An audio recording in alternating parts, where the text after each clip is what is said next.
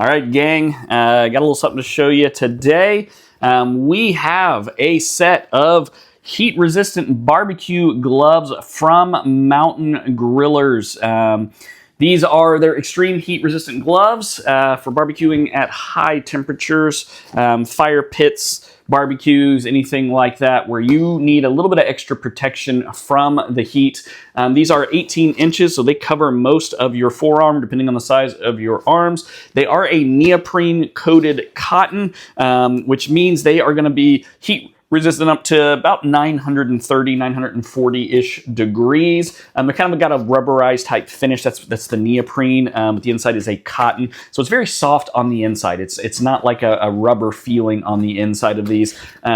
These have a textured grip, so they're not slick. So if you're working with something that is wet, like you're, I don't know, reaching in and you're grabbing a brisket and some of the juices squirt out, it's not just going to be slipping and sliding all over. You are still going to be able to have an appropriate grip to be able to grab things. You're going to be able to use this while grilling in order to just reach in and grab barbecue skewers and things like that if you're doing kebabs or anything like that.